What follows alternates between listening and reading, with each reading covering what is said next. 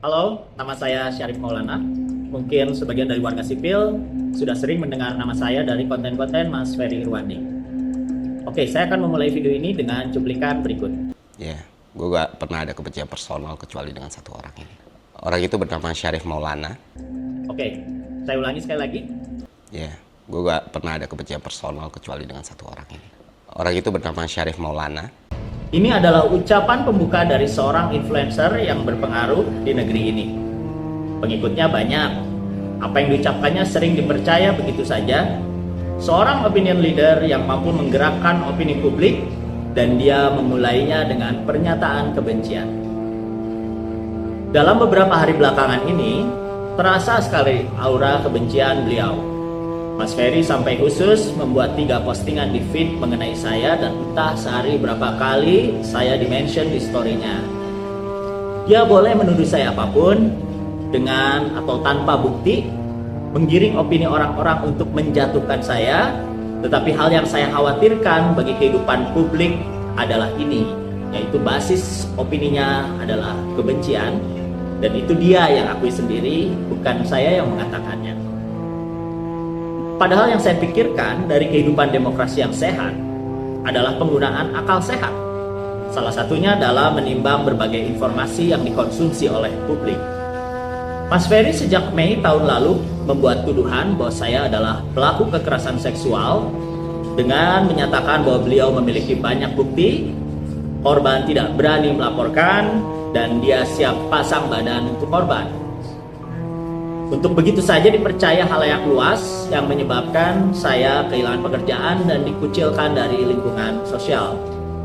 Hingga saat ini, setahun lebih dari sejak kejadian itu, saya masih menantikan bukti-bukti dan korban yang dia maksud. Tapi apa daya, kehidupan saya sudah terlanjur rusak oleh suatu upaya penggiringan opini berbasis kebencian. Warga sipil sekalian, video ini bukan video klarifikasi karena tidak ada hal yang perlu saya klarifikasi. Saya hanya menyatakan satu hal, bahwa dengan hati nurani yang jernih, saya menyatakan bahwa saya bukanlah pelaku kekerasan seksual dan saya mengecam segala bentuk kekerasan seksual. Saya juga sekaligus mengecam segala upaya menjatuhkan hidup seseorang dengan tuduhan kekerasan seksual yang semestinya bisa dibuktikan oleh hukum formal supaya jelas duduk perkaranya. Undang-undangnya sudah ada untuk menjerat pelaku kekerasan seksual sekaligus melindungi korban. Saya sejak setahun lalu sudah menyatakan siap diperiksa karena kekerasan seksual adalah tindak pidana yang serius. Jika memang ada yang melaporkan dan saya hingga hari ini menantikannya. Hal demikian lebih jelas bagi saya ketimbang menerima fitnah terus-menerus dengan basis kebencian. Dalam periode bulan Mei 2024 itu, akibat riuhnya tuduhan terhadap saya, media-media besar seperti CNN, BBC News, Liputan 6, Kompas.com, dan sejumlah media lainnya memuat berita tentang saya.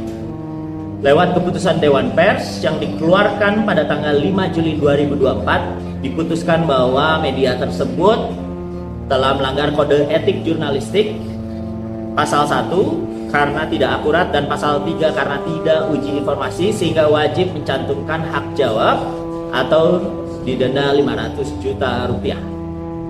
Media-media tersebut menghormati keputusan Dewan Pers dan memuat hak jawab saya. Beberapa media bahkan menyatakan permintaan maaf. Bagi saya, ini adalah bentuk demokrasi yang sehat. Media sebagai pilar keempat demokrasi menerima pengaduan publik dan ditegur melalui lembaga pengawasan etik yang transparan. Nah, ini poinnya. Warga sipil hari ini bisa jadi lebih mempercayai omongan influencer ketimbang media-media bereputasi dengan sistem cek dan recheck fakta yang bisa diuji. Peran influencer tentu juga penting dalam mencerna dan mengamplifikasi informasi hingga sampai ke halayak luas, terutama yang berada di media sosial. Tetapi influencer tetap bertanggung jawab atas kredibilitas informasi yang mestinya didasari pada fakta-fakta, bukan oleh kebencian. Akhir kata, Bagi warga sipil yang masih sehat menggunakan akal dan hati nuraninya, kita patut khawatir dengan influencer yang terluka, yang dari lukanya itu kemudian mengobarkan kebencian kemana-mana. Tidak seperti media-media yang mendapat pengawasan dari Dewan Pers, belum ada pengaturan yang tegas bagi influencer yang terluka dan dipenuhi kebencian, yang fitnah-fitnahnya membahayakan hidup siapapun yang dia benci.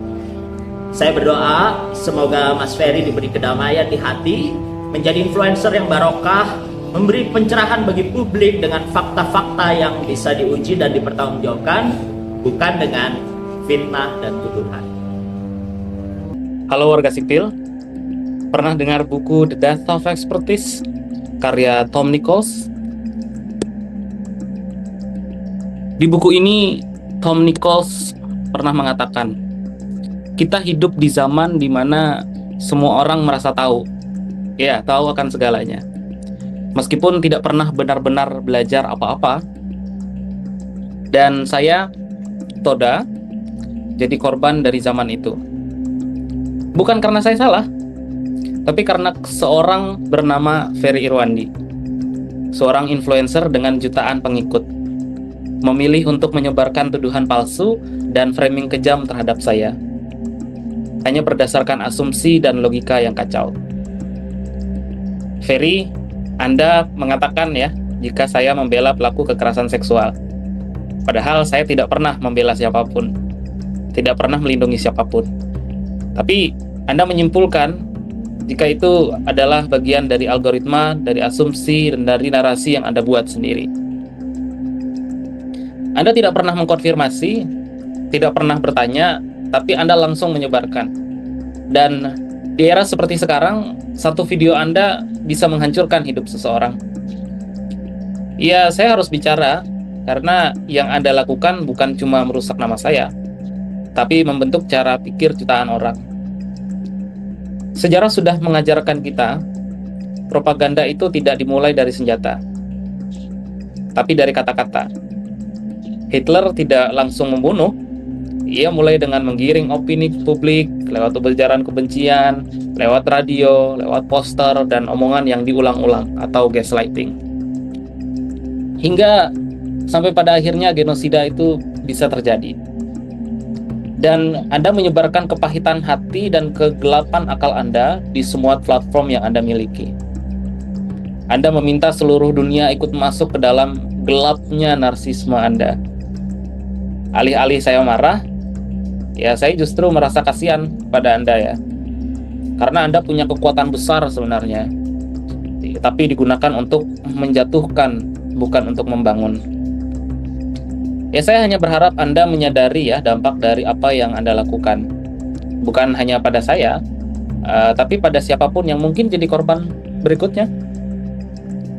Nah, untuk Anda semua yang menyaksikan video ini, video ini bukan tentang saya, bukan juga tentang Ferry Irwandi. Ini adalah tentang bagaimana seorang influencer itu sembrono dan dapat menghancurkan hidup siapapun. Dan kalau kita biarkan terus, kita sedang menciptakan generasi baru Hitler dengan kamera depan dan cantiknya filter. Saya Toda, dan saya memilih untuk tidak diam. Karena kewarasan publik tidak boleh disembelih untuk memenuhi amarah narsistik seorang influencer.